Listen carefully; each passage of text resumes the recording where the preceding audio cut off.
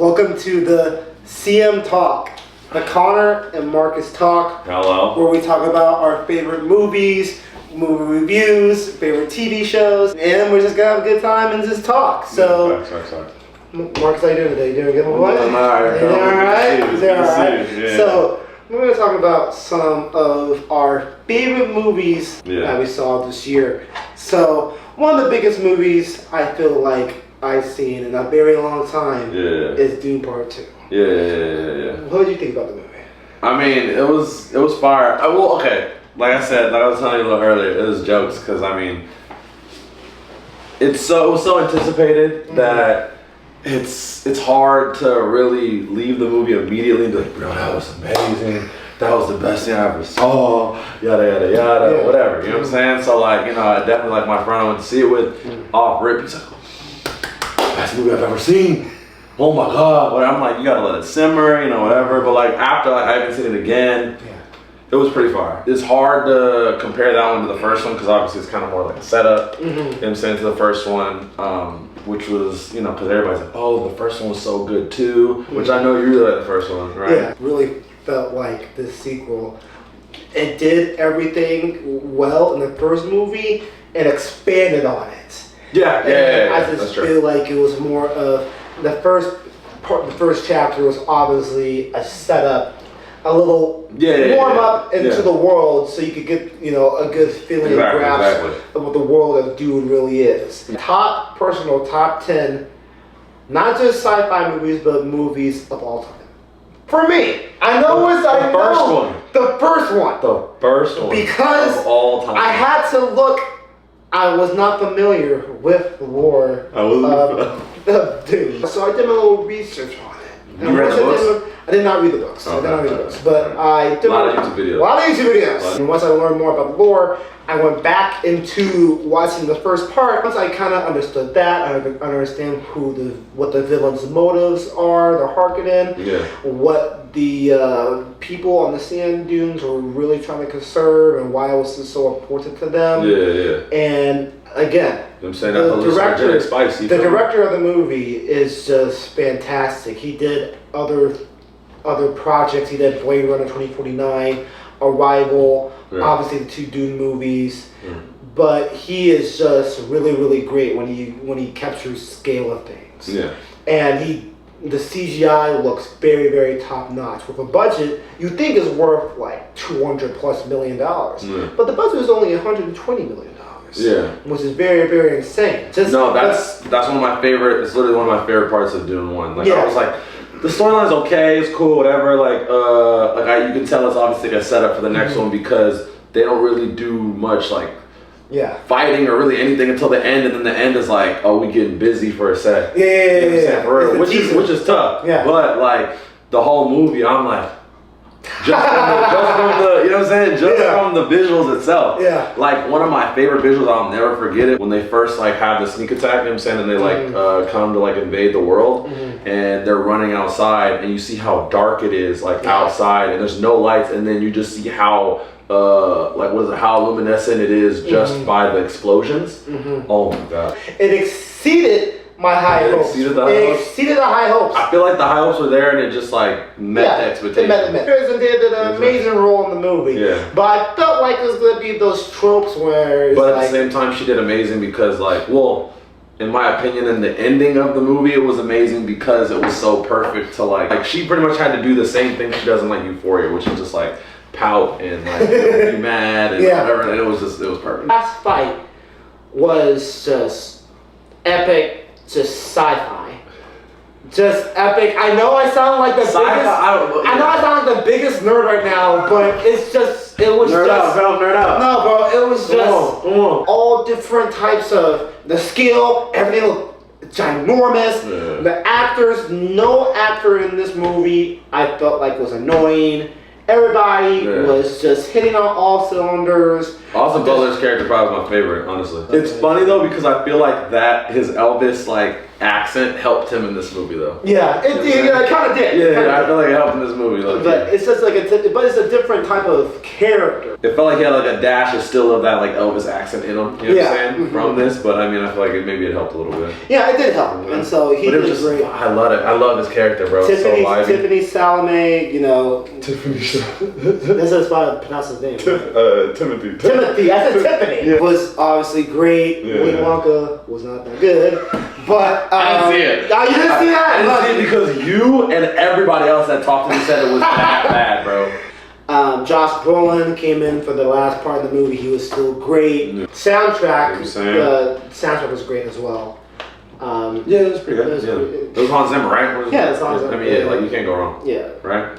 You know what I'm saying? Like, it was just perfect. I can't wait for Dune Part 3. I think I'm seeing that opening night on Thursday night. Oh yeah, that's why Thursdays is the best week of the best day of the week. You know exactly. Yeah. Now the next movie that we have on our list that we saw this year is Godzilla versus King Kong.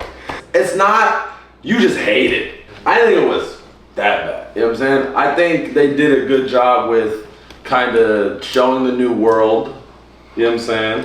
Mm-hmm. That wasn't bad at all. You know what I'm saying? Showing like a lot, like how they went with the movie wasn't exactly how I thought they were gonna go with the movie. Mm-hmm. You know what I'm saying? Which is good. Like how they like show the world was dope. I liked how it was very much less focused on the. I mean, obviously the humans are like part of it, but I like how it felt very less focused on the humans, mm-hmm. and I felt more of an actual connection and like storyline through like Kong mm-hmm. and a little of Godzilla.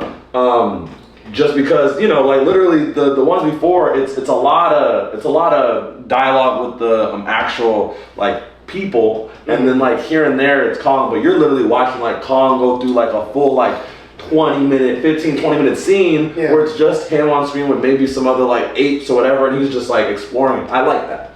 You know what I'm saying? I really do like that versus like him trying to, you know, sign language his way through talking to the little girl and all this other stuff. Like I liked how they're just kind of showing the world of the monsters or whatever. I made a list in the movie. I made a list off of how awful this script actually is. So I do like how it was less human based, but the humans are more stupid. What do you mean?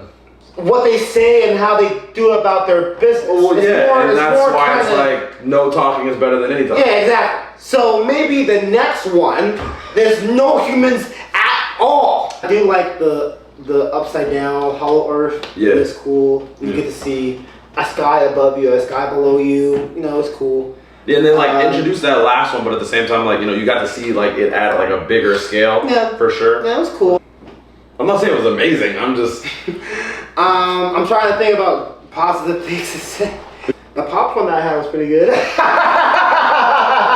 Alright, let me get to this list. Here we go. So you go to the Hollow Earth, right? Yeah. Humans are obviously the prey. No human brought any weapons in the Hollow Earth.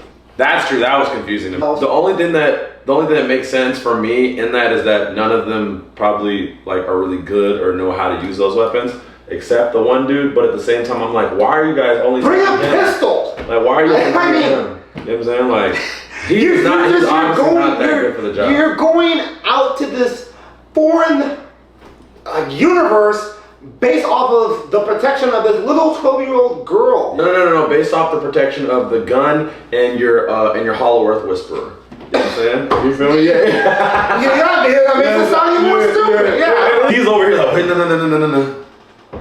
I feel it. Wait, no. Hold on. Yeah, I think we should go back. Yeah. I've seen this dude in a movie every year. 5 out of 10 times. We've seen this dude in like all these different movies. He was calling it out how it was. You know what I'm saying? Now, how do you know all that? That's my question. Okay. That's my how do we get here? You feel me? How do we become the Hollow Earth Whisperer? I don't know. How do you study for that? How do you go to college and get a degree with that? How do you study King Kong dentistry? I don't know. The person that's trying to lead everybody to the upside down, whatever. Yeah. she was like, the only thing that really matters to us is if Kong and Godzilla fight each other. Godzilla bites this humongous sea crab. Yeah. He destroyed a bunch of buildings around the area. He gets the crab, he rips it apart, and all the crab species go all over Paris. All this green stuff goes all over Paris. There's gotta be something in that gobbledygook, like some type of coronavirus or some type of disease. Some acid, Exactly, but we don't care about that. Oh, no, we don't. We don't care. We only care about Godzilla and Kong fighting each other. Not how Godzilla is fighting all these other kaijus and countlessly killing people's lives. They were just like, all right, well, we know we can't stop him, but at least he's not trying to kill us. He's trying to actually help us. He's like protecting us from the big motherfuckers. We have to take it on the chin that some people gonna die. To be honest, I thought this movie was very boring. Who do you think is more pleasing to watch destroy things? Oh yeah, Godzilla, obviously. He's not in the movie. But that's at all. But I would say that's only because he's destroying the actual world that we know. The Whisperer, there was a mosquito that bit him in the... Oh yeah, the one that he... Yeah. That shit was so funny. An alien mosquito bit you and you have... okay, it's alright, let's go over here. You know what I'm saying? It's alright. Yeah. This is stupid. You know what I'm saying? The script is just so stupid. We didn't talk about the villains. The villains were pretty white, like wishy-washy.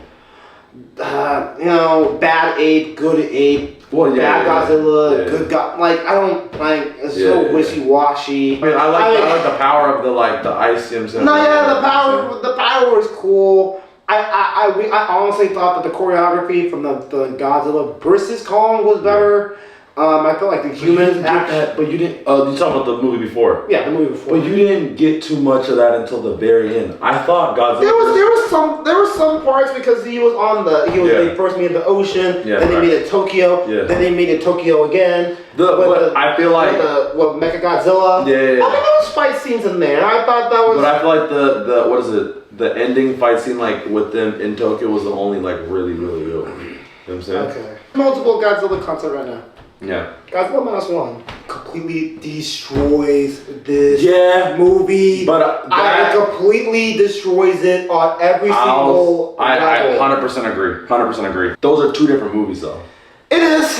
I mean, it is. It's two different vibes. Godzilla looks like a freaking demon out of hell. A lot of it's like black and white. Yeah, exactly. So dope. The character dynamics, although it was, I don't understand Japanese, but I could understand. You can see out of his eyes, his skin is like all peeling, blood everywhere. Just don't get humans running, just stomping on them. What about them? Do you care about their lives? You know what I'm saying? Do you care about? But I mean, that's something different though. Godzilla in this new cinematic universe that they're doing, Godzilla is like Superman. Everybody I love Godzilla, but then he crushes your whole apartment. And he doesn't give a crap about it because he's just trying to walk back home to the freaking Roman Coliseum. You're not top of the food chain no more. I just thought the movie was stupid. Yeah, so we're gonna go over a couple movies that we've seen this year so far that we like. Ferrari is one of those movies that came out at the beginning of the year. It's a movie about Enzo Ferrari. Oh really? Yeah, it was starring Adam Driver. I watched this movie called Ford v Ferrari. It was with bro, that was great. That was really good. This one, it's about him making it a racing company, but it's about him specifically and his life, and it obviously tailors around some of the different races back then or whatever. It goes around with him having his wife, and then he has a second family too and stuff like that. He has a kid with his with his second family or something like that, or it's all over the place, but it's really dope. So you also watched a movie called Poor Things. How do you think about that? Oh, bro, yeah. I mean, Poor Things is everywhere. You know what I'm saying? But what is it? That one, oh my God. That's literally, it was a good movie. The message was dope, The thing was, it was literally 1/3 of porno, bro. It could have been like released on like Pornhub, like bro. Like everything was out, like you saw everything. Like everything. Like, it'd be different if you have like a kind of known actress, but like not really like that A-list, where you know, and then she's like naked the whole damn movie, bro. Emma Stone is naked damn near the whole movie. Definitely one of the movies you need to see. It's not as much just sex in general, but there's a lot of sexual stuff happening, and it's just like a little more twisted in that sense. It's like in a fully different like world. One of the main characters is Willem Dafoe, and he's like a mad scientist, pretty much whatever. He's like splicing different like animals together, and it was like that, where it's like a chicken with like a duck head, and it was like that, whatever. And he's very like, you know, into a lot of stuff like that. She's like obviously has like the body of like a mid-30s woman or whatever, but like she has the brain damn near of like a toddler figuring out life, even though she's like in a fucking full-grown woman body. You know what I'm saying? So she's like finding her sexuality for the first time, stuff like that, and all this other stuff. So it gets to like a point where like she meets Mark Ruffalo. Yeah. So like, and he's like, it's like them two are the main like characters besides. I heard he's pretty funny in the movie. Yeah. It's so like he's like a known like traveler, and like he pretty much like is like, oh, she's kind of bad, blah blah. So he kind of tries to like woo her to like come and like go on an adventure with her. Most of the time he's like, she's like exploring her sexuality and like finding she likes it, and he's like helping her with that. So they're showing them fucking all the time and stuff like that. But it's not like some like it's like tasteful fucking. It's like no, they're showing them fucking, bro. It's kind of funny because, you know, obviously she's like learning it, but at the same time she's speaking about it like in a very young, like I'm saying, like minded level, where she's like, oh my gosh, like, you know, let's do some more furious jumping, you know what I'm saying? Like some weird, you know what I'm saying? Because like she doesn't really know it's called sex or whatever. It's a very like coming of age moment-ish kind of vibe, where it's like she's just really going on it. It's a very like adventure kind of movie. It definitely gives James Bond-esque, you know what I'm saying? Like where they try to like James Bond-esque and more of a John Wick like vibe, you know what I'm saying? Because it's literally like he's like Indian John Wick in a sense, you know what I'm saying? Like there's definitely different elements than like John Wick, you know what I'm saying? It's not like a fully like same kind of thing. It's definitely a John Wick in the sense of like there's a lot of killing. Yeah. And then on top of that, it's a revenge story. You know what I'm saying? So, but it's like a little different revenge story. It's like he's like getting revenge for his mom, blah blah. And he, you know what I'm saying? It's like he's kind of working his way up to like kind of get into that space, but he's like nicely, bro. You see, like they show kind of how like he's kind of garnered at least the fighting skills, or at least understanding like how to get punched and get back up. That sounds like an interesting movie. You know what I'm saying? Yeah, I actually liked it a lot. It was interesting. You know what I'm saying? But yeah, it was pretty cool. The main actor, like who's like the movie's like obviously like following. He was it's like his first, I think, directorial debut, and he also like he like helped produce it and like that. But like obviously like Jordan Peele's like one of the main like producers too, so like, you know, they gotta throw his name in there. But yeah, he damn near like helped write it, I think, and like produced it, and like it was like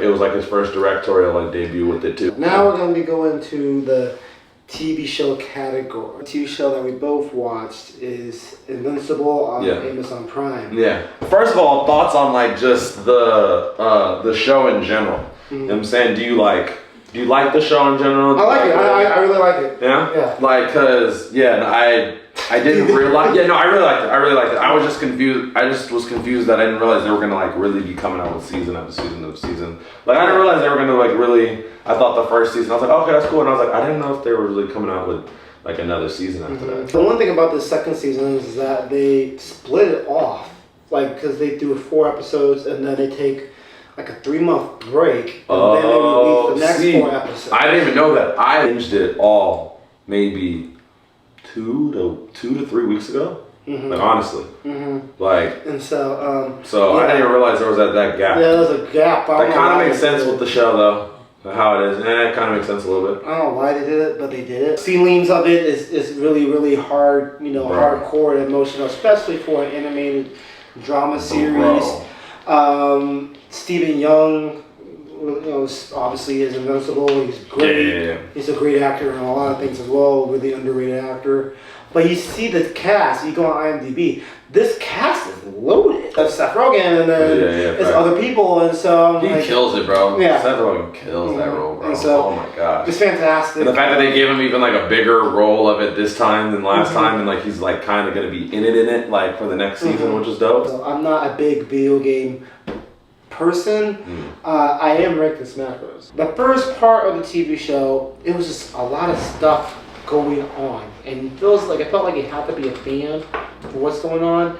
And to understand what's going on? Yeah, I felt like I needed a lot more backstory and just, I barely played the game growing up, but I know a little, but like not really anything. Yeah, so. The second part of the show is where it takes shine. Yeah. The second half is really, really good. Yeah. A lot of people. How many episodes is it? I think it's 8 episodes. Oh, and are they long as hell or? Yeah, they are kind of long. Like 40 or like 50 an minutes, hour? 50 minutes to an hour. A lot of people have the comparisons of the Last of Us TV show with this Fallout TV show. Really? Yeah. Because they're both video games, adaptations. Yeah, I guess so. I feel like both are very different, though. They're very different. Yeah. Both hardcore. Kind of dystopian, both kind of, Yeah, kind of dystopian. Yeah, but I'm still gonna say that The Last of Us was a better show. Both of these shows are great. I just felt like Fallout.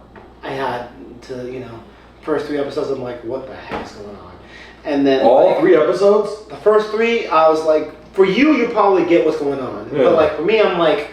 I get they're in an underground bunker, the world is weird, and everything. Again, I've never played The Last of Us video game. Yeah. But as the viewer, you don't have to play the video game to quickly, automatically understand what's going on. Thank you guys for tuning in to the CM podcast. We appreciate y'all. We appreciate you guys. Stay tuned for some more episodes. You're going to get the best type of content because we love movies as much as you guys do. And if you guys want to comment, like, subscribe, the whole shebang, bang, bang. You know what I'm saying? Leave a comment, let us know.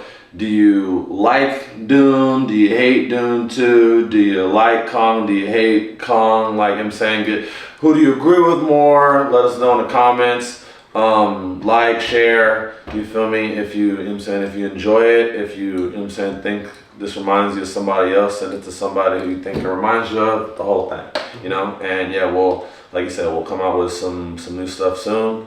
And yeah, I hope you guys enjoy. We appreciate you if you got to the end of the video. Thank you guys for tuning in, and you guys have a great night. Thank you.